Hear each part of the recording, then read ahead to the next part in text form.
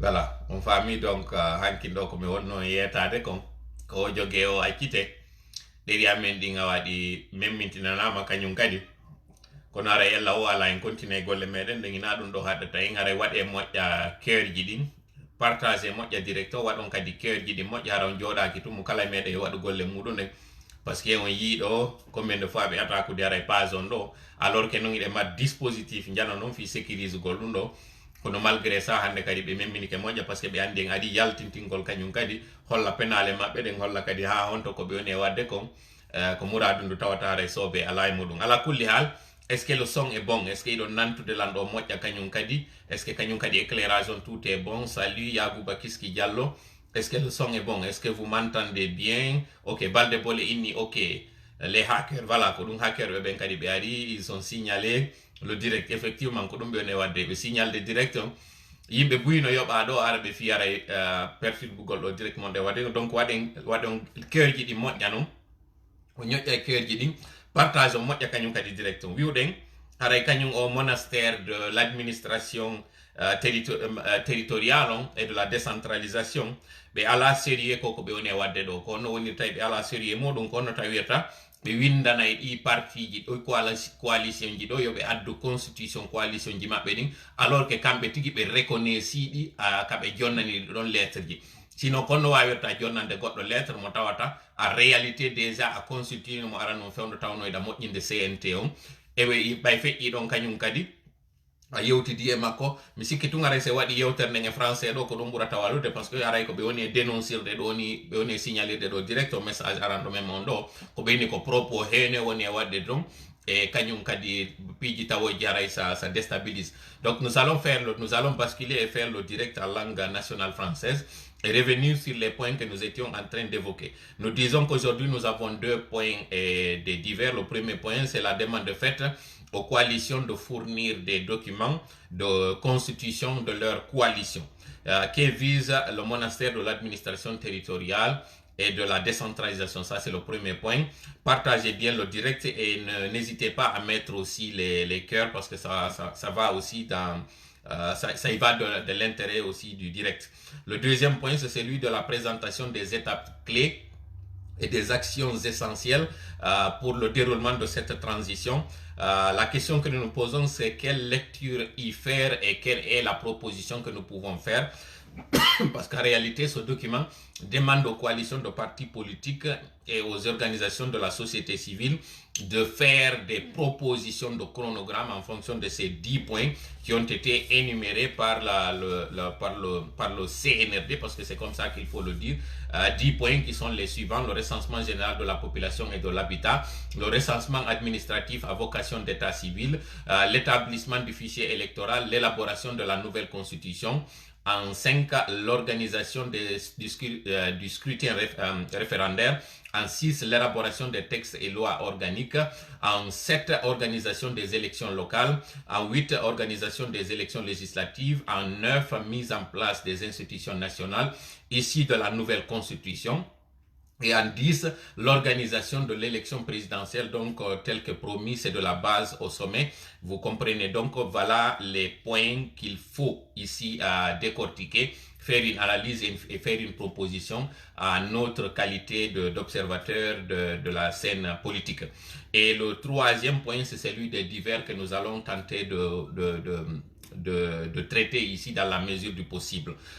Donc nous revenons encore sur le premier point qui est celui de l'adresse de cette lettre. Et cette lettre, qu'est-ce qu'elle dit? Nous allons vous la faire relecture de nouveau. La lettre dit, dans le cadre de la mise en place du cadre de concertation inclusive, vous comprenez bien ici qu'alors que la classe politique avait demandé un dialogue exclusif entre la classe politique et le CNRD. Mais là, la lettre dit dans le cadre de la mise en place du cadre de concertation inclusive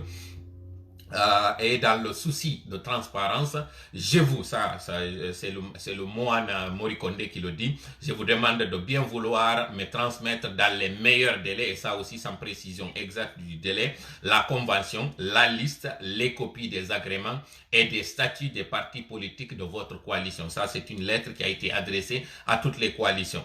Et donc là, ce qu'il faut noter dans les observations pour répondre à la question qui est celle, qu'est-ce que vise le monastère de l'administration, c'est celle de faire 3 constats. Le premier constat, c'est celui de dire que 7 mois après l'arrivée du CNRD et après toutes les rencontres, après toutes les concertations qui ont été faites, comment se fait-il que c'est 7 mois après que le monastère de l'administration envoie des lettres à des coalitions pour leur demander d'envoyer les copies de leurs agréments et les listes ainsi que les statuts? Comment comprendre que le monastère puisse d'ailleurs adresser des lettres au préalable à chaque fois que le besoin se faisait sentir à ces coalitions sans connaître si ces coalitions étaient légalement constituées? Comment comprendre qu'une lettre soit adressée à une coalition de la part de celui-là, de ce département-là qui est supposé avoir la liste et avoir tous les documents de toutes les coalitions, de tous les partis politiques, de tout ce qui est organisation, y compris même ces organisations sociales ou socio-professionnelles? Comment se fait-il que le monastère ne puisse pas avoir copie de cela et ne puisse pas savoir qui est à règle et qui ne l'est pas à règle? En réalité, à la place de cette lettre-là, le monastère aurait dû adresser des lettres de sommation à ces coalitions ou à ces partis politiques qui ne sont pas à règle pour les appeler à être à règle. Mais à notre fort étonnement, c'est le monastère qui est supposé être le détenteur, celui qui est supposé être la tutelle, qui adresse des lettres à ces coalitions. Et déjà dans les ententes, lorsque vous adressez une lettre à une coalition, c'est que déjà vous reconnaissez de facto que cette coalition, elle existe. Et d'abord, encore un autre paradoxe, c'est celui lors de la répartition des postes au CNT. Ce sont ces mêmes lettres encore qui avaient été adressées à ces coalitions pour leur accorder des places. Et vous avez vu comment est-ce que finalement cette liste du CNT a été annoncée par décret présidentiel. Et donc vous entendez par décret présidentiel, c'est la plus grande autorité qui a apposé sa signature sous un document pour dire que ce sont ceux-là qui ont été retenus en fonction de la représentativité que ces organisations ont. Donc cette lettre, elle est vraiment très ubiesque, elle est inopportune, elle est insensée de la part du monastère. Mais évidemment, c'est un monastère, c'est pas un ministère, et c'est un moine et non un ministre qui l'a adressé. Donc, elle n'engage que ceux-là qui l'a adressé, et ça ne reflète, et ça ne tiendra pour valeur aux yeux de ceux-là qui les ont reçus. En tout cas, en tout état de cause, ce qu'il faut retenir dans ces observations, c'est que cette lettre n'est qu'une diversion, comme ça a été toujours le cas par le monastère. Le dernier élément d'observation qu'il faut noter, c'est que la lettre a été adressée le 11 à des coalitions qui sont supposées être dans ce débarrage de concertation, de dialogue, appelez-le comme vous le voulez, qui a démarré ce 15. Donc, c'est à l'espace de 4 jours, on envoie ces lettres à ces coalitions, dont certains, leurs présidents ne sont pas sur place, ou dont certains, les partis étaient déjà en ligne de départ pour aller justement assister à ça. Ça prouve encore une fois, ça montre combien de fois il y a de l'amateurisme de la part du CNRD, qui n'est qu'en train de faire de la diversion et montrer ses limites. Mais quelle est la dernière lecture à faire à ça? C'est qu'effectivement, c'est cette diversion qui a toujours caractérisé les actions du CNRD. Souvenez-vous que les premières concertations qui avaient eu lieu au lendemain du 5 septembre, c'est-à-dire la semaine qui a suivi, lorsque le CNRD avait appelé toutes les organisations de la société civile à venir les rencontrer au palais, et au terme de cette rencontre, il a été demandé aux partis politiques, parce que ça a été à tour de rôle, les religieux, tous ce que vous connaissez, on leur a demandé d'envoyer des mémos. Mais avant même que ces mémos ne sortent, il y a eu, ça c'est pour attaquer le deuxième point que nous avons, pour ne pas se perdre. Vous savez très bien que le deuxième point, c'est celui qui est relatif à la demande de proposition de chronogramme qui a également été adressée au président également là de coalition. Et cette lettre, qu'est-ce qu'elle dit? Suite à l'ouverture du cadre de dialogue, là, inclusif encore, mais au lieu de concertation, là, le mot change, maintenant, on emploie le mot dialogue. Veuillez trouver 6 juin la proposition de contenu de la transition devant aboutir la proposition du contenu de la transition devant aboutir au retour à l'ordre constitutionnel. Donc vous comprenez bien que la lettre est tellement vague. Et cette lettre a été adressée le 15 justement. Vous voyez donc, le délai entre le 11 et le 15, il y a eu que 4 jours. Mais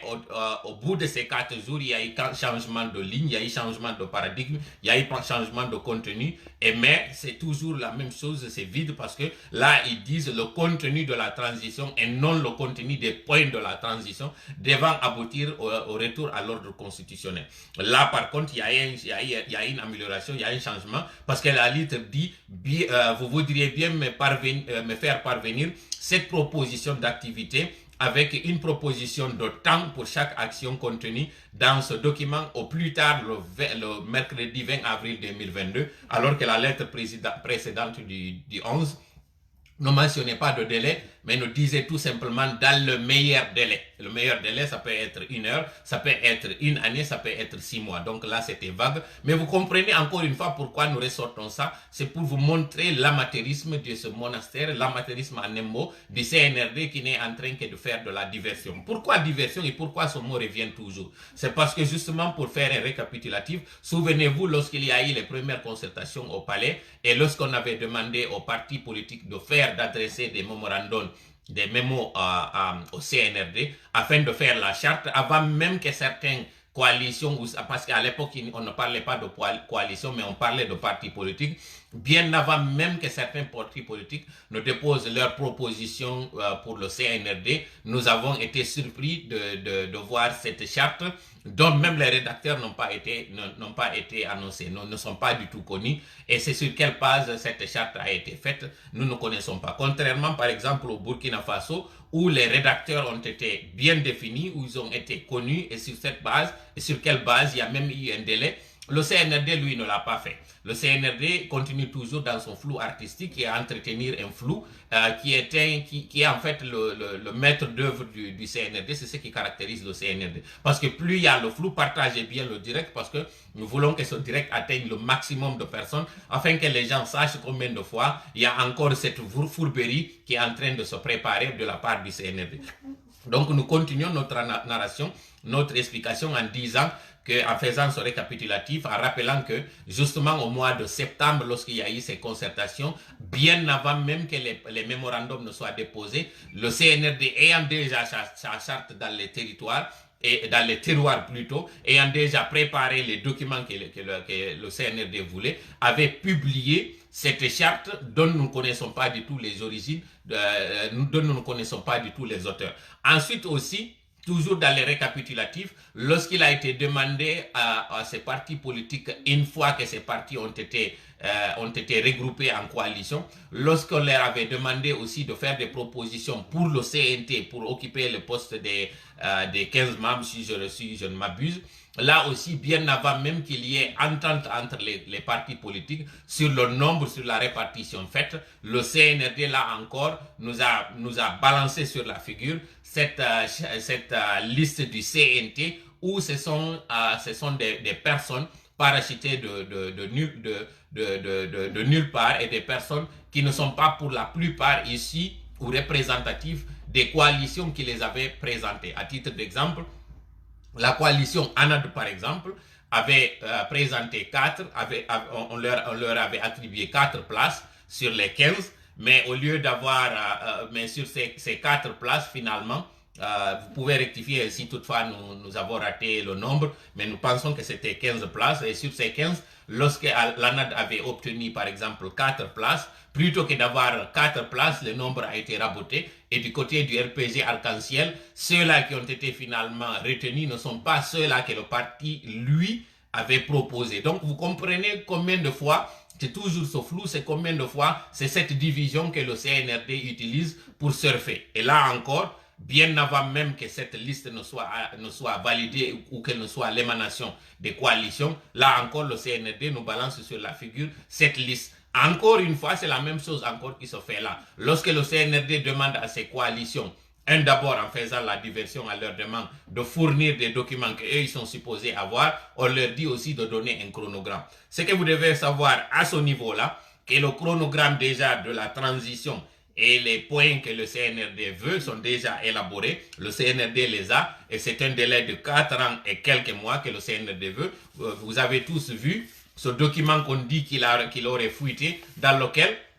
nous avons, et ce qui est d'ailleurs surprenant, c'est que lorsque vous voyez ce document qu'on dit qu'il n'est pas du tout authentique, qui avait fuité, et vous regardez aussi ces points qui ont été énumérés ici, vous voyez une ressemblance, vous voyez une acquaintance entre ce document-là qu'on dit qu'il n'est pas du tout authentique et les points qui ont été élaborés ici. Nous vous demandons d'aller faire une confrontation entre les deux et vous allez voir qu'effectivement, ce document n'est pas du tout là par hasard, ce n'était pas aussi quelque chose de fortuit. Par contre, le CNRD, sachant très bien qu'ils ont le dos au mur et sachant très bien que leur fourberie ne peut pas fonctionner, demande cette fois-ci à ce que le crime ou bien la forfaiture crime entre guillemets, la forfaiture qu'il tente de faire, qu'elle ne soit pas du tout faite à l'insu ou bien sans faire participer aussi ces personnes-là de la société civile, plus particulièrement les partis politiques, pour les faire endosser la responsabilité ou la paternité de toutes les crises qui vont s'en suivre. Et là, nous, aujourd'hui, qu'est-ce qui nous importe? C'est de décortiquer justement ces 10 points que le CNRD a proposés. Là, vous entendez qu'il parle de recensement général de la population et de l'habitat, et il parle en deuxième point de recensement administratif à vocation d'état civil. Ces deux points-là peuvent être regroupés. Donc, au lieu de 10 points, nous avons recensé ici 5 points au lieu de 10. Parce que pour la première fois, le CNRD qui émet le chiffre 5, cette fois-ci, il a doublé ce chiffre en le multipliant par 2 pour nous donner 10 points. En réalité, qui devait être résumé en 5 que nous allons vous donner selon nous notre entendement et selon nous notre analyse, parce que nous disons qu'il faut faire une analyse et une proposition. Le premier, c'est celui des 3 qu'on pouvait mettre dans la même fourchette. Recensement, les deux recensements et l'élaboration peut se résumer en recensement. Donc nous, qu'est-ce que nous avons dit ici en point 1? D'abord, avant le point 1, ce que nous proposons ici d'abord, c'est de recruter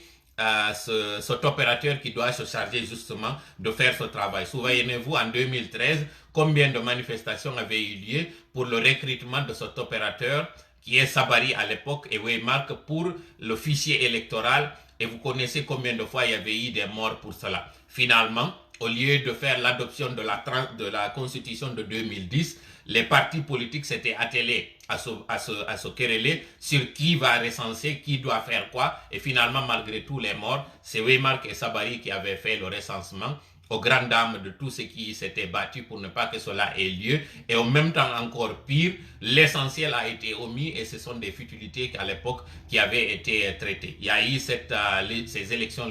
législatives à l'époque qui devaient être celles qui devaient aussi être couplées par le référendum pour adopter la constitution, ou bien une fois que l'Assemblée nationale a été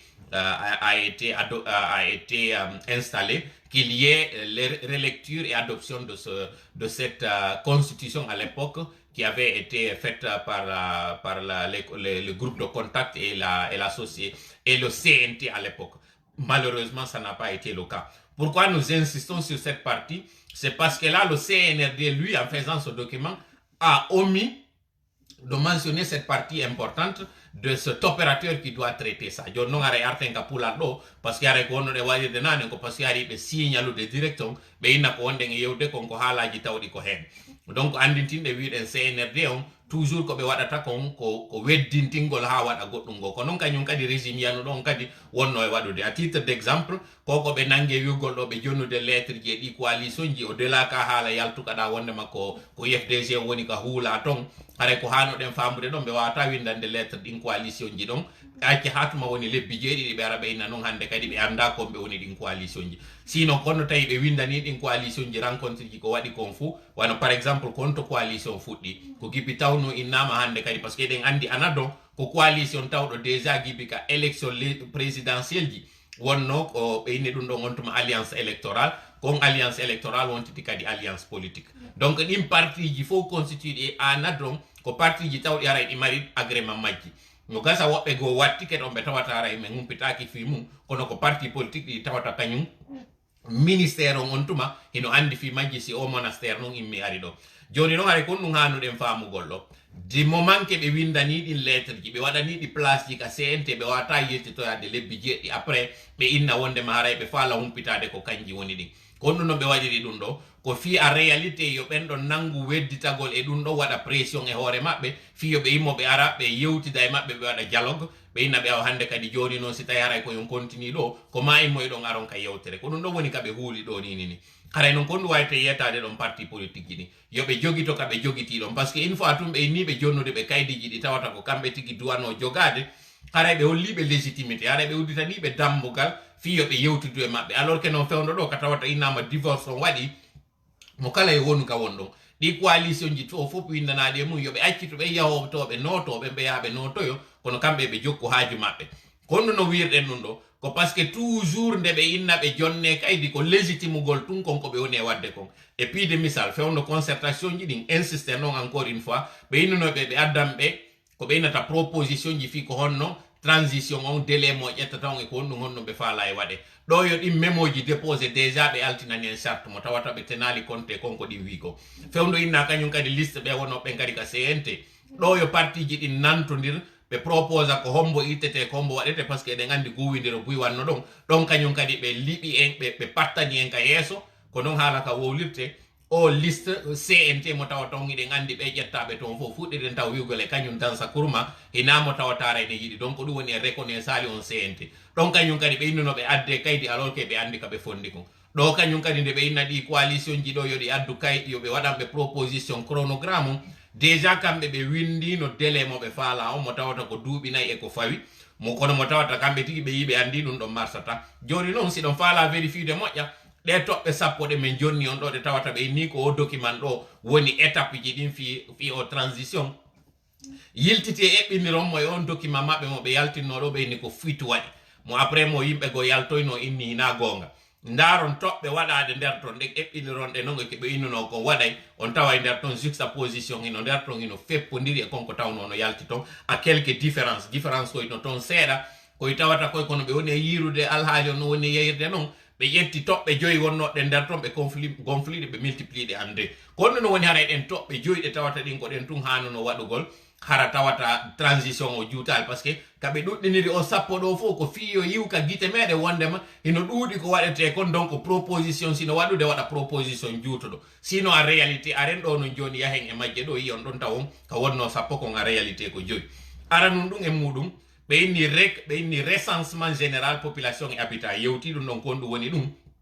ko argol ngol ka cuuɗi suudu darnadu kala ara anda ndun suudu waɗana ndu numéro lando ko yimɓe jelo woni nder ton ko homɓe woni hellifaɓe ko hitande homɓe ɓe jibbina ko honɗum ɓe woni e waɗude kono noon ɓe innata recensement général population et habitat normalement leydi kala no hani waɗugol ɗum duuɓi joyi woɓɓe ɓe waɗirta woɓɓe waɗa ɗum duuɓi sappo kala lagine noon mi anda ɗum ɗon ko honnetuma wayra waɗede kono miɗo andi dow neeɓi ko ɗum waɗi so nana yimɓe ɓe noyna population guiné on ko 12 millions woɓɓe inna ko 13 millions woɓɓe inna ko 14 millions alors que non en réalité banque de no donné no doit e yeytade ko yimɓe tel population guinéen o mari ɗum ɗon noon kañum kadi on recensement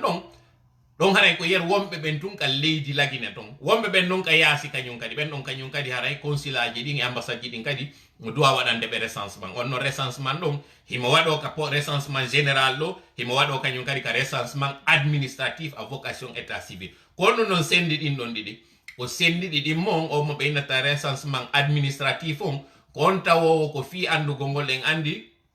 si leydi sakite moƴƴa yewtere nde waɗon kadi keerji ɗin si leydi no fonctionnude no hanniri noon ɓiɗɗo si o jibinama kaydi jibinande makko ndin hina ha lande ko kañum médecin ɓe ɓen tigi transférata wondema hôpital kaarijo ɓiɗɗo jibinama ton inde makko nden jonnaka taw kono jonnete e nder balɗe jeeɗiɗi ma e nder balɗe sappo e nayyi ko noon waɗete woɓɓe go dalle pays nord mo kamɓe déjà rende no boobo jibini ara ɓe andino ko honɗum e boobo ɓe yahay no woodi ton ka médecine ka wawata andinde ko honɗum e boobo woɓɓe ara suɓi noon ko inde nden kaw jibina ɗon ko ɗon ɓe jonnatamo déjà inde donc o recensement ɗon noon ka laptane ko ɗon ndin kaydi jibinande ɗon ko ɗon nde fokkitata ton ɗi naɓe ka mairie on tigi yahanoya ton noon hande kadi récupéroya ndin ko ndin kaydiɗi ɗon jokkata neɗɗo on ko ndin ɗon kadi andinoyta kaari heɓama nde hitande ɗo duuɓi 17 si hewtoyi automatiquement carte électeur makko on naɓete andine kaari heɓi duuɓi 17 si tawi a condition déclara ka entreta wondema on ɗon o maayi ko ɗum woni haray o yaltini hande kadi e population o donc haray famon ɗon non état civil on ko on ɗum jokki ko andugol jibinaɓe ko andugol mayɓe ko andugol jombuɓe ko andugol ɓe wonɓe tawɓe haray ɓe jombali taw ko ɗum ɗo woni état civil on ko ɗum andata dewle ɗen kadi si waɗama ɗon andi o nana ɓe na mi yehi ka mairie signugol ton on ɗum signiroyte ton ko fiyo winde kaari jombidiri e kaari gibi ñalande kaarire si ɓen ɗon noon kadi yehi ha ɓe seedi divorce waɗi ko on état civil kadi waɗata on divorce ɗon o mo tawata kadi hino jomba si modi mum maayi ko ɗon kadi andete kaari o woni hande kadi keygujo sabu mayde modi makko kaarijo modi bon itte e nder liste on hande kadi o tawama e mayɓe ɓen si tawi yara kanko oɗa woni to waɗe e makko ka kaydiji makko wondema taw ko keygujo ko non leydi ndi yarata donc ɗiɗo noon ɗiɗo yi noon ha honto ɗi yuɓɓoniri ɗi wawi waɗidede ko ɗum faalaɗen wiwde ɗo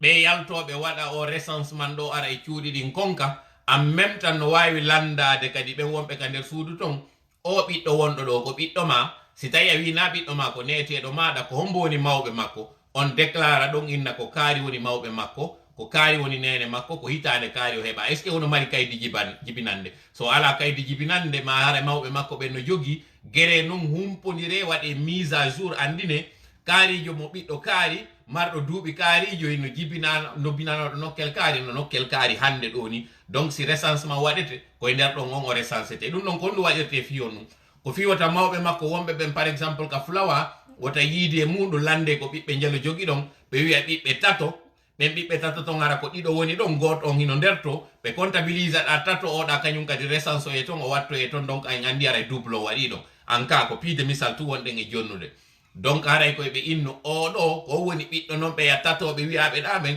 donc ɗiɗoɓe ɓe wonde muɗum ɓen tammo on hino ɗa ɗum ɗon haray andama ko ni ɗin ɗon ko ɗin ɗo waɗite hawtidire dans un pays taw ɗo haray no fonctionne normalement donc en andi ɗiɗo ɗiɗi ɗi naɓide ɗi wawe naɓidede harana inne nde toɓɓere ɗa nde toɓɓere ɗa toɓɓere tammere nden noon konko ɓe innata noon kañum kadi établissement du fichier électoral ɗon kañum kadi waɗen ɗum pose um andintinen laginino mat déjà fichier électoral on fichier électoral ɗon imo wawi waɗede ko ɓe innata ko révision ko ɗum woni yiltitagol e makko ndaara ɓen taw ɓe maayi ɓe tawata haray goɗɗo wino ka suudu ɗo nde hitande ɗo kaari mayanimen ka nder galle ɗo on noon hari ko marnoɗo duuɓi 17 ma 19 hari mo windino ka fichier électoral ɓen ɗon noon ɓe waɗay ɗon kaydiri ɓe yaada e mum yahe noon hande kadi si ɓeeɗa alaari kañum radi goɗɗo e nder fichier électoral on kamɓe ɓe wawi aroyde ɗon inna ɓeygure kaarire goɗɗo hari no nder ɗon o maayi par ce que ndaare tun recensement ji moɗon ɗi carte électeur o o yiyay haray ɓe windi famille on haray ɓe windi famille numéro kaarijo kon ɗum on famille ɗo waɗirte ton ko fiɓe waɗoɓe recensement si ɓe aroyi on famille ɗon ɓe andi famille par exemple numéro 18 goɗɗo maayi nder ton donc si ɓe yawoyi ka fichier électoral ɓe wawi ndarude famille numéro 18 wonɗo par exemple kaporo rayon ɓen ɗon hande kadi kaarijo maayi ton ɓe mari inde makko ni ɓe wawi mo radide ɗon automatiquement famille makko on si yahoyi non joni yeeso on agent recenseur jon omo ɓe innata opérateur de saisie on ɓe wawi aroyde ɗon tappa ɗon inna kaarijo hay mo tawano ka ɓeyguri amen kono ittemo nder ton par ce que o maayi kaari mayali kono eggi joni o iwino ɗon o yeehi e quartier kaarijo ɓe wawi mo haray kañum kadi raddude e nder liste o ma kanko tigui neɗɗo on o immo o aroya ka agent de saisie o inna hari ko quartier kaarijo mi wonno hino carte électeur an on o yo famille ɗo mi jeeyano joni noon koye nder ndu suudu ɗo ndu tawata recensement général on ko ɗo jonnimmi e ɓen recenseur ɓe ce qui veut dire que nde ɓe ara ɓe waɗa ɗum nde ɓe ara suudu kala ɓe andi on famille ɗon e nder ndu suudu ɗon kadi ko jelo woni toon ko numéro hombo kadi jonnete ndu suudu ɗon ɗum ɗo ko exemple ji tu wonɗen e jonnude andinen ha wonto koko ɓe waɗi ɗo toɓɓe tati no wawi wonde toɓɓere wotere donc faame ɗon ko toɓɓere wotere nden ɗon noon taw ɗo e nde waɗude piiw no woodi ko seynirde kañum yeggiti fi mum ko recritugol opérateur jo duwaɗo wadde ɗum ɗon taw ɗon himo mari compétence mo mari qualification mo mari kañum kadi moyen ji ɗin fi waɗugol ɗum qu'est ce que ça veut dire ɗin ɗon tati hiɗen anditi 2013 guere waɗuno mo tawata innano fi waɗugol fichier électoral on sabari technologie e waymark wawata wadde eɗen andi ko marche ji jelu waɗuno yimɓe jelu bersuno e mum yimɓe jelu mayno e mum fi innugol tum wondema waymark ko opérateur jo tawɗo sabu ko ɓe inni kon sabari wondema kanko e Alpha Condé ɓe weldi par ce que en andi ɓe inni woko opérateur jo sud africain jo mo tawata woko Alpha Condé addunomo donc o yi on gere ɗon taw himo wooda est ce que on taw nini o resansama on kadi resansaɗo ɗon est ce que mo mari moyen ji ɗin fi waɗugol ɗen golle ɗon ɗe tati no gara ko kamɓe fof waɗitata ɗum qu'est ce que ça veut dire ɓe opérateur de saisie ɓe ɗo yo taw ko yimɓe ɓe yata ka maɓɓe kamɓe tigi ɓe wawi déplaçade ɓe waɗa par jour ɓe jonne haray tablette ji bus ɓe yimmoɓe aray suudu kala inne par exemple jour kaarijo haray ɓe quartier kaarijo ɓe yimmoto ɓe ara toon si ɓe ari ka nder suudu toon par exemple rapidement ɓe ƴetta yimɓe wonɓe nder ɗon ɓen ɓe waɗorana ɓe ɗon kañum kadi kayjiɗi ɗi tawata ɓay ɓe wi biométrie hande kadi profité ɗon tawa famille kala hendoto extrait de naissance tawi hari moƴƴinanaka goɗɗo ɗum ɗo fof wawa wallitade mais à condition nde ɓe ara ɓe waɗa ɗum ɗon si kaydi no woodi mankude ɓeynoya on tigi noon yo yahoy ka mairie ma yo yahoy ka préfecture ma yo yahoy en tout cas ka yahoyte wo on tigi yaha naɓoya noon ko ɓeynata ko mise à jour ɗum ɗo fof ko proposition ji ɗi tawata CNRD on no wawi profitude ɗo ɗen andi 2021 ɓay naati genne naatuno e koko ɓeynata biométrie wiwgol ngol hande kadi permis ara ko biométrique wiwgol carte d'identité national ko biométrique innugol kañum kadi extrait de naissance ko biométrique wiwɗen hande kadi piiji ɗin fof ko biométrique wiwɗen hay état civil on hande kadi ɗum ɗon kadi ara ko biométrique kono wiyerte biométrique ko fiwata goɗɗo yaw waɗɗoya document goto on laabi ɗiɗi si goɗɗo par exemple yehino inni min ko Mamadou Alpha Ba mi wiyete on no wata yiltitoyade wiya ko Mamadou Alpha Sow mi wiyoyte par ce que imo falare par exemple waɗugol doublon ko ɗum ɗon waɗini on biométrie par ce que ka wonti kala ka takki kollum muɗum kon kun kollum ɗum ina waɗi hande kadi a wata waɗitude 2 fois donc ɗum ɗon évitanayi en doublon ji ɗin e on fichier électoral évitanayi en kañum kadi gonflugol ngol évitanayi en kañum kadi ɓen tawɓe ko mayɓe nder toon tawɓe hande kadi ɓe wura ko duwaɓe ittade donc terlen ɗon ko toɓɓere wotere ɗum ɗo noon fof menen min proposi ɗum ɗo honno 90 jours fi on ɗum 90 jours au premier point ɗo ko par ce que recrutugol opérateur yontu no wawi ƴettude tellen 20 jours appel d'offre waɗete depuis ma soumission waɗe depuis ma waɗe si hande kan noon ɓe suɓoyo on mo tawata ko en fonction capacité makko on e ko landi ko woni ko ƴettirte ça c'est le premier point mo tawata on ko recrutement taw on opérateur jon une fois o recrutama wiɗen en 30 jours sur toute l'étendue parce que on suppose que aray kadi si ɓe recruti ɓe waɗanayɓe kadi formation donc 30 jours ɗin 30 jours ji formation maɓɓe on 10 jours reɗɗuma no waɗugol ɓe on sur l'étendue kañum kadi ɗum ɗon on entre 5 à 10 jours on tuma noon ɓe fuɗɗoyo golle maɓɓe ɗen ɗe ɓe waɗoyta kañum kadi en 10 jours si ɓe waɗi on 10 jours ɗon noon hande kadi aroya noon kadi mise à jour noon joni on fichier électoral mo wonɗe wolde fi mum ma on fichier national ɗon pour faire tout simple on fichier ɗon kañum kadi ƴettoya ko innete kon 15 jours si on 15 jours ɗon kañum kadi feƴƴi ɓe waɗoya noon kañum kadi affichage liste mo tawata on ko yimɓe ɓen ar noon ndaara est ce que on liste ɗon hande kadi himo tawtodiri e konko tawata si par exemple faljama inde goɗɗo ma o accama o windaka nder to ma ɗum haray hino ton ko tawata haray ko duwa ɗum waɗede à jour par ce que e nder 10 jours ma e nder o délai mo wiɗen ɗon fou goɗɗo no wawa eggude goɗɗo no wawa voyage ude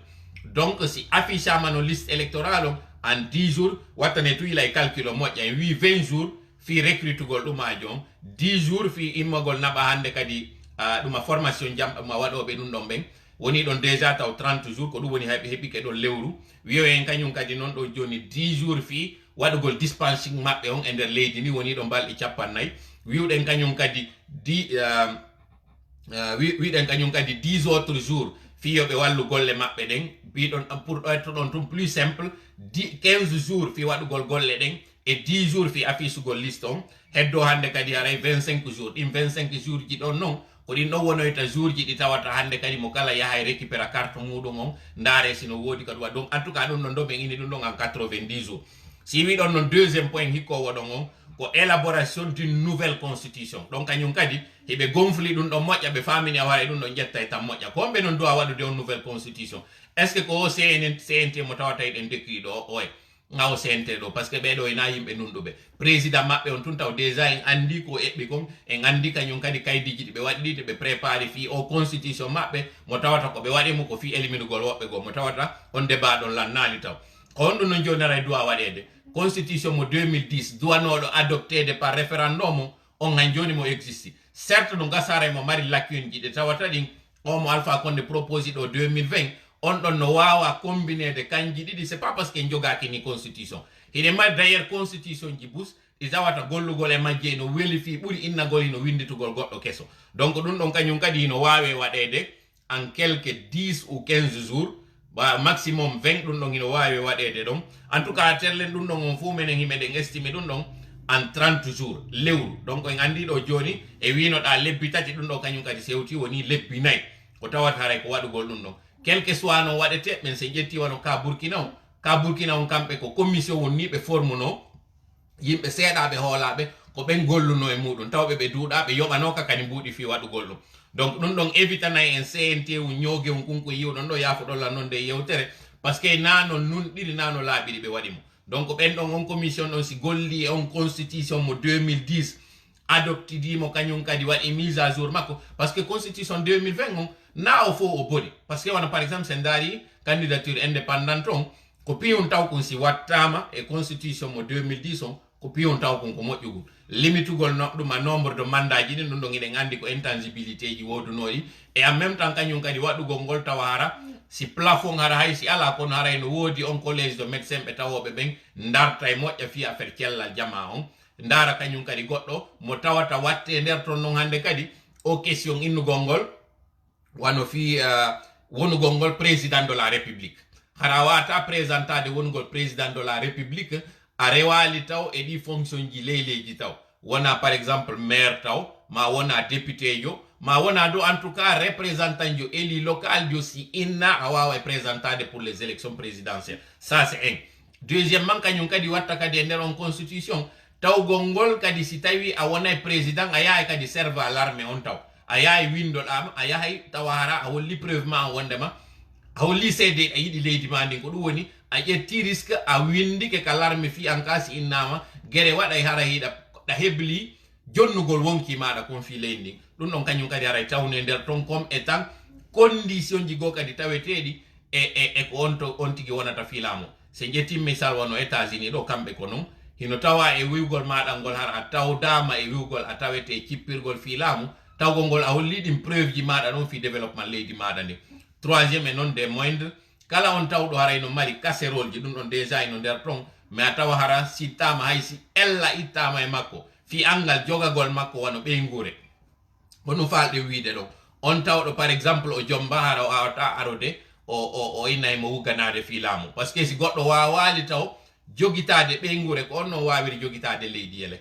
donc ɗiɗo fof kadi tawno nder ton haray entre autres ko ɗum ɗo woni haray ko waɗete constitution keso on mo tawata e nder balɗe capantati ɗum ɗo waɗay donc e yiɗon taw lebbi nayyi toɓɓere tammere nden organisation référendum et élection législative kamɓe noon organisation référendum on ko ɗum ɓe waɗi ka toɓɓere jeegaɓere mais organisation des élections ji ɗin hiɓe wawi couplede ɗo élection ji bus ɗi tawata ɗin ɗon noon fof ɓe morceɗi ɗum ɗon ɓe éclati ɗum ɗon fituyo délai on juutu ɗon noon enen ko on ɗum waɗuɗen wiwɗen organisation du référendum mo tawata on référendum ko on ɗum waɗirte on constitution no yewtaɗo fi muɗum ɗon hande kadi ɓe inni ko oɗo jama on noon lande ene ko on ɗum tawɗon e o constitution ɗo est ce que koko wiya aɗo eɗon tawti mum sifa ko waɗano kon mars 2020 yen andi mars 2020 monsieur Alpha Condé waɗuno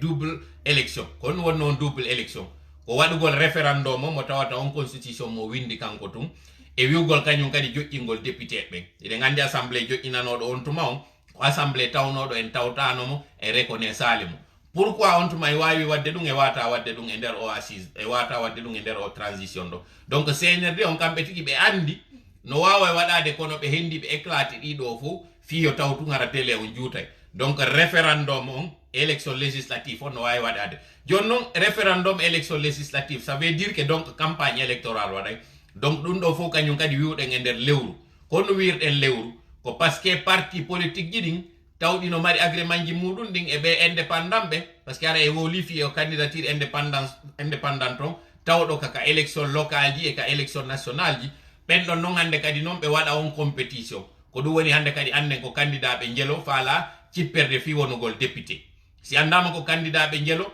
e ko ɓeynata ko noon hande kadi campagne électorale waɗa on noon campagne électorale mo kala kadi waɗane débat télévisé wawen andude ko ɗum woni projet ji konti marani comme par exemple so ƴetti misal ɗo wano commune ji ɗi joyi hara na innugol tun kaari par ce que himo anda mo mari yimɓe yo ƴette hara yo waɗe maire ɗum yo waɗe kan député nanu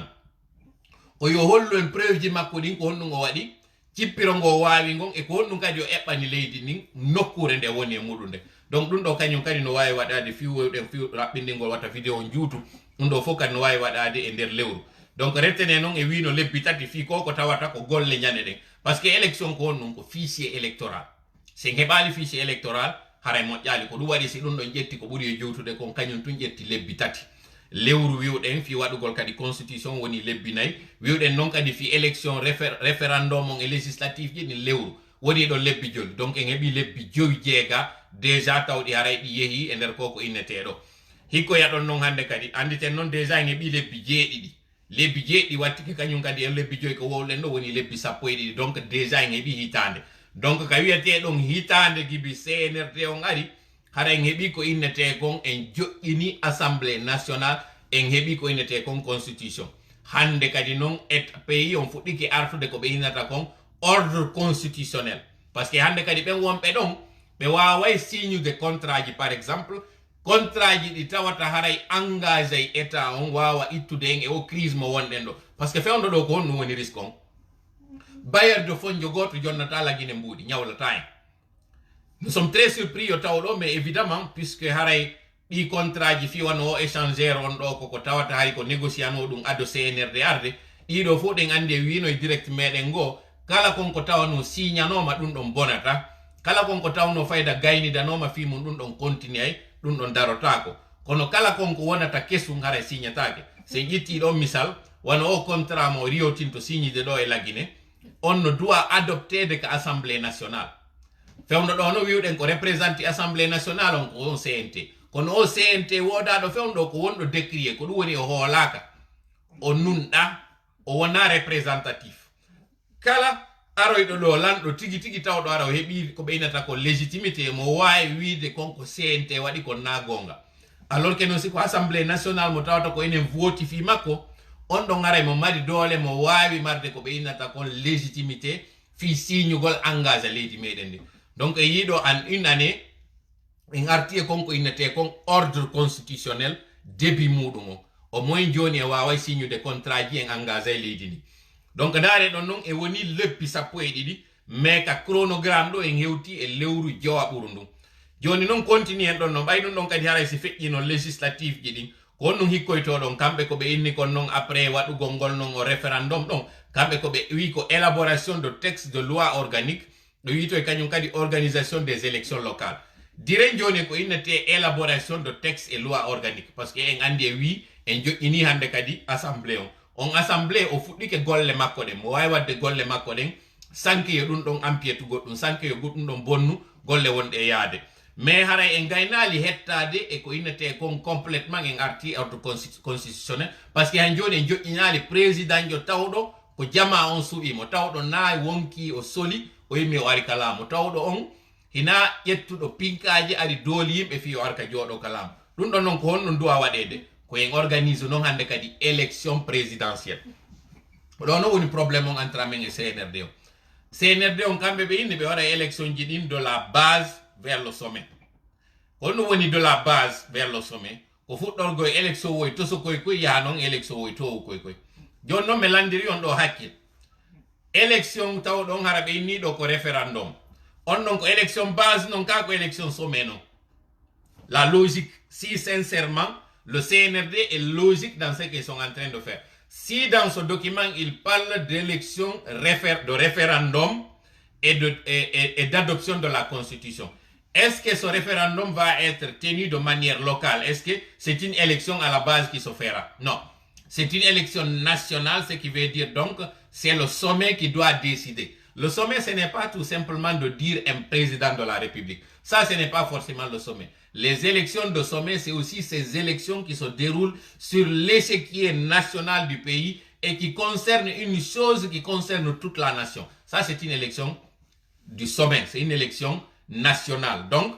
à ce niveau, le CNRD, si ils ont pu faire une dérogation en organisant le référendum qui est une élection nationale et en faisant justement les législatives qui sont à la fois locales et internationales parce que dans l'élection législative, vous avez ces listes nationales mais vous avez aussi ces listes locales. Donc ce qui veut dire que c'est la combinaison des deux élections qui se fera au niveau local et au niveau aussi du sommet, donc au niveau national et même international, parce qu'il y a aussi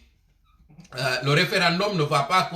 va pas concerner évidemment ceux qui sont à l'étranger, peut-être, mais si on fait une exception, on peut aussi proposer ce référendum à nous qui sommes du diaspora, parce que justement le diaspora aussi joue un rôle important et essentiel pour cette transition. Donc nous continuons en disant que les élections présidentielles peuvent être faites dès après l'installation de l'Assemblée, après adoption de cette constitution, ou bien les élections législatives peuvent nous donner cette assemblée qui est une assemblée représentative, et cette assemblée peut aussi travailler sur ses constitutions, celle de 2010, en y ajoutant quelques points importants et essentiels de la constitution proposée par M. Alpha Condé, ou les constitutions proposées par M. Alpha Condé en 2020. Donc à cela nous tienne, là nous entrons aussi dans le 6e mois de ce chronogramme, parce qu'en parlant de chronogramme, on parle d'action, mais on parle aussi de temps pour faire ces actions. Donc, et oui, nous avons les bidjoui. Quand l'euro djegaburu, waɗo ya non élection présidentielle ji ɗi non élection présidentielle ji donc kañum kadi campagne ji ɗin hino wawi waɗude e nder on ndun lewru ɗon ndun élection ji ɗin kadi wawi anditen 2020 ɓe wi ouverture des campagnes ko 1 mois ƴettuno gibi ka ɓe inni campagne ji ɗin ɗon ha élection de 18 octobre donc ɗum ɗo kadi no wawi waɗede e nder lewru. Donc en naati lewru jeegaɓuru ndun en fuɗɗike lewru aranuru ndun e nder hitande ɗimmere nden, par ce que wi transition meɗen on yiya joni totalement kon e wi kono doit ka dépassude duuɓi ɗiɗi en temps normal. Joni noon ko ɗum non wonɗen e ñoggude ɗo fi yaltingol ko aray ko lebbi jelu hawrata gibi hande ɗo e lebbi jelu gibi inna kañum ɗuma honno CNRD on ɓe ari ka laamu. Donc ɗin élection présidentielle ji ɗon ɗi waɗe e lewru hande kadi noon haray ko on ɗum heddi ko mise en place des institutions et élections locales ji ɗin ɗum ɗo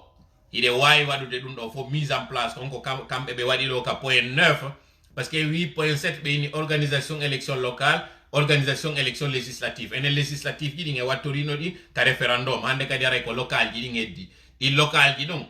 ino wawi ƴettude tan majji on parce que eɗen andi ko chef de quartier e maire ɓe ɓen ainsi de suite ko non waɗiroyte ɗum ɗo kañum kadi ɗe wawi ƴettande ɗum ɗon délai mo tawata ɗiɗo ɗiɗi noon ɗi hawtidirte, c'est à dire ñande élection ji ɗin waɗete on yawo joƴƴino e chef de quartier makko mo wawi ɗon kañum kadi suɓoroyade on maire jo makko kañum kadi ɗon ɗum ɗon fof no wawi waɗade kon ɗum wonata mérite ɗum ɗo c'est que en terme de budget ɗuytana en non seulement réduisa e délai on mais en même temps kañum kadi réduisa ko inete logistique on kañum kadi parce que eɗen andi élection ko bailleur de fonds ɓe e ko joguiɗen ko mbuuɗi meɗen gollirte ɗin non mbuuɗi ɗon si ko bailleur de fonds walliti en na en taw ñande woyɗen nodditude ɓe ɗe wiide ɓe are wallon men ale wallon men ɗin mbuuɗi ɗi ɓe woni e wallirde ɗi wawi nafude en par exemple waɗugol ɗate, ɗi wawi en nafude waɗugol laptaneji, ɗi wawi en nafude waɗugol par exemple l'école ji. Donc woni ko enen finançata woni ko bailleur de fonds étranger finançata o yen réduise élection ji ɗin joni noon konteɗo ko élection ji jelu wowɗen ɗo fi muɗum taw ɗo on tun élection en wi référendum o ko élection nationale noon kanko e législative oɗo en couple ɗi kamɓe noon ɓe fondi ɗiɗo ɗiɗi ɓe sendindirayɗi en wi kañum kadi élection présidentielle on heeɓi ɗon kadi deuxième élection mo organise ɗen en wiyoy noon joni kañum kadi élection locale ji ɗin élection ji jellu ɗo tun tawa enen ka compris muɗen ɗo en heeɓi taw 3 élection ɗi wiwɗen budget majji on noon ɗum ɗo ko mbuuɗi jellu noon. Donc CNRD on koye sama kala ɓe woni nde ɓe nanga wiwgol ɓe éclata e ɗum ɗo fof ɓe wi kamɓe scrutin référendaire, ɓe wi toye élection locale, ɓe wi toye élection législative, ɓe wi toye kañum kadi noon élection présidentielle kamɓe ɓe wi ɗi nayi élection ji nayi ɗole enen en comprimali ha par ce que ɗe wawno hay e déjà hawtinirgol élection o référendum on législative on e local ji ɗi ɗe wawno wadde ɗum kono ɓayɗen andi majorité guinéen ɓe ɓen nafo janggi ɓe wawi yaade ɓe faljoya ka élection ji nder ton ɓe hawtidira par exemple ko ukkete nder ton kon ɓe jiɓo donc sabu ko ɓeynata kon takkagol fello sabu musu ɓawo mon tigui wondi e mum waɗi si éclatirɗen ɗiɗo waɗiɗen ɗi élection ji tati kono tammo on no wawa habbade par ce que eɗen anditi dernière fois ka wannoɗen élection locale ji ɗi ko en 2017 wannoɗen ɗi 2018 pardon février 2018 wannoɗen donc si tawi ko 55 ans en hewtali taw duuɓi joyi ɗi fi kala ɓen ɓe installaka ɓen taw ɓe aray ɗon waɗano no woodi woɓɓe maɓɓe ɓe installaka an joni donc iɗe wawi par exemple continue de installation ɓeɗo on habbo waɗoygol on ɗum en 2023 kono enen déjà re en gayni di e CNRD on en artiti à l'état normal parce que une fois en joƴƴini tum président joara lanni ko ɗum woɓɓeyni ɗo 2018 donc février 2018 wannoɗen élection ji meɗen ni e yiɗo combien de fois ko CNRD woni e juutinde ɗo koko raɓɓiɗi ha lutti arte non joni e français yewtemɓe ɗum ɗo donc nous disons qu'avec ça parce que nous revenons encore sur les points nous avons dit 5 points au lieu de 10. Le premier point c'est celui intitulé le recensement et dans ce recensement donc il y a le recrutement d'abord de l'opérateur. Ensuite cet opérateur sera chargé de faire 3 choses: le recensement général de la population de l'habitat, le recensement administratif et la révision du fichier électoral, qui sont les 3 qui peuvent être combinés. Donc là, nous aurons le mérite d'avoir compressé cela en 3 maximum, à commencer à partir du recrutement de cet opérateur jusqu'à l'élaboration d'un fichier électoral acceptable par tout le monde. Mais maintenant, il y en a qui vont se poser des questions. Ceux-là qui doivent organiser ces élections, nous n'avons pas parlé de la CENI. Effectivement, vous voyez ici que dans les points là, il n'y a pas eu mention de la CENI. Ce qui veut dire qu'encore, le monastère de l'administration territoriale qui veut s'attribuer les prérogatives de la CENI en organisant des élections, ce document-là aussi, c'est un coup de pied à cet argument qu'ils avaient donné en niant que ce ne sont pas eux qui veulent organiser ces élections. Donc vous voyez là un autre point d'achoppement. Et nous, dans notre proposition, justement, cette CENI, parce que la CENI, en fait, c'est une invention africaine. Il y a des pays qui n'ont pas de CENI. Ce sont les ministères de l'administration qui organisent les élections. Est-ce que nous pouvons faire la même chose en Guinée? Oui, c'est possible, à condition que les personnes qui composent les ministères soient des personnes avec une probité morale et des personnes qui ne sont pas du tout animées d'une volonté de tripatouiller une élection ou bien de voler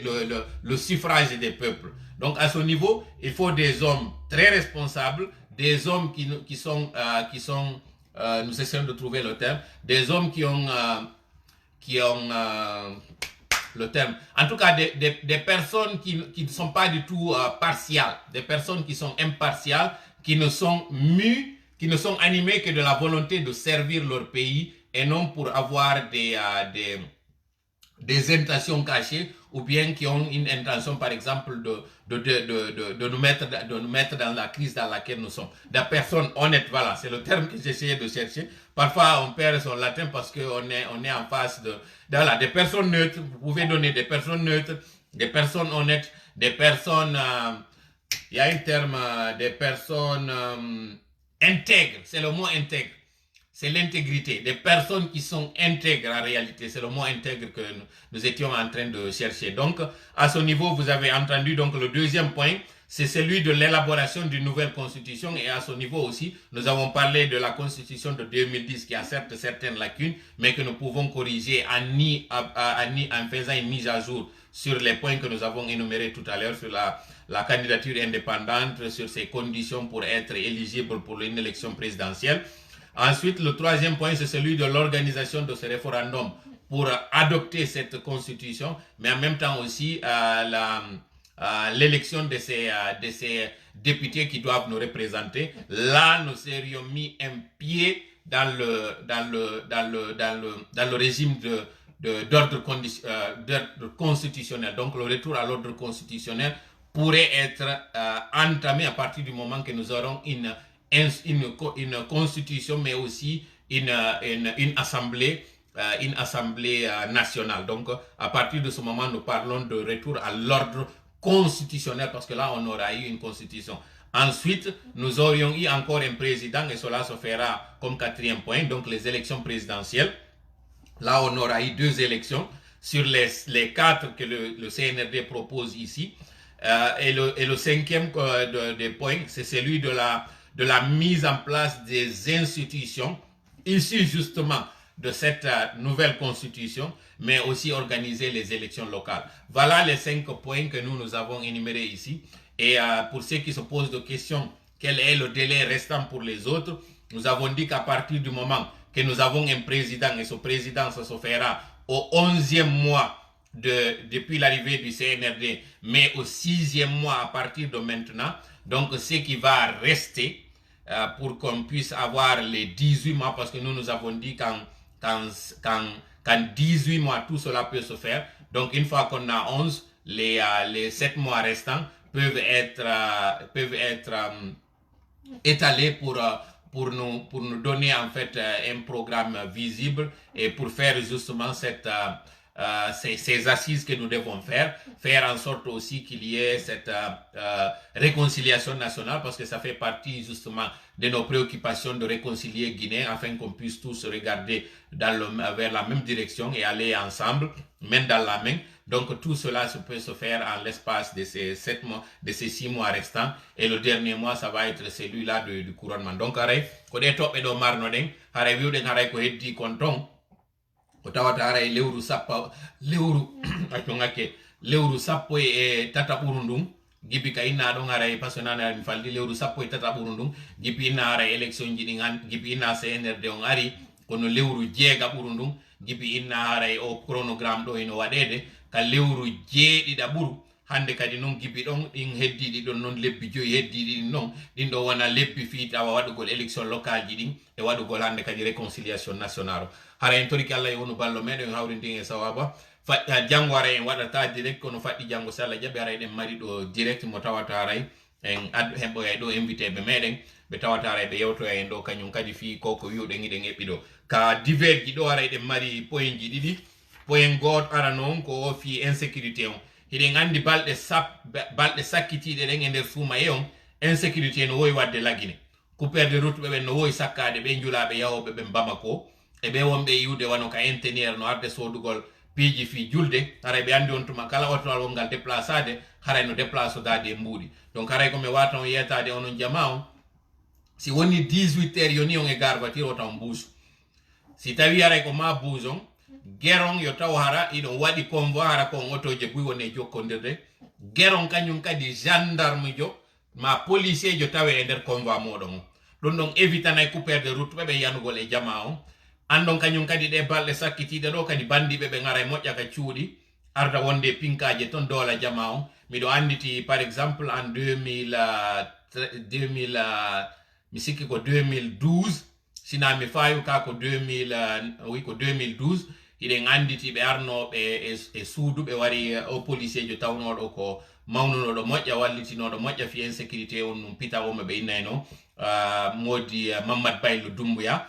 commissaire Mamadou Baylo Doumbouya mo ɓe noddayno on dangereux on ɗo le ko policier jo kono ɓe arno ka barɗe sakkitoroje fewno qiyamul layli on ɓe tawimo ka suudu makko ɓe warimo on ɗo le ko policier jo ton yo Allah hinnumo yaafo ko perte janno on tuma police on heɓuno ɗon en général mais plus particulièrement famille ji ɗin pita profita ɗo kañum kadi e nde hitande tawde aray ko fayda ko yo saayi ɗo ɗum waɗuno wiya kañum kadi condoléance ji meɗen ɗin e kañum famille Doumbouya ɓen pita ɗon e kala ɗuma population ɓe pita ɓen e kañum police national on saabu ko neɗɗo tawnoɗo hade no wakkilani moƴƴa sécurité on ko kaw arnoɗon fayɓe buy accuno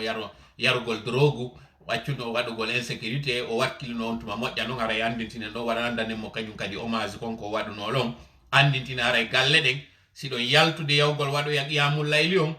wota on fo immo yahon ronkon accude duyiɓe kadi ka galle ton innata ɗo yo jama on ɗaɓɓu pinkaje maruda e muɗum ka cuuɗi kono haray ande tun ko wattango yila ɗon moƴƴa fi ka immagol ɗo ko ɗo wiɓe ɓen profitata ara nata ka cuuɗi kañum kadi doola wujja wara barmina woɓɓe kañum kadi ay warora donc haray ko ɗiɗo wonno divers ji ɗi fi frappe on arayno gasa en yewto e fi muɗum e nder yontere nden ɗo mi toriki Allah e wonu ballo meɗen hawrindi en sawabu allahumma salli ala sayyidina Muhammad wa sallim wassalamu aleykum wa rahmatullahi wa barakatuh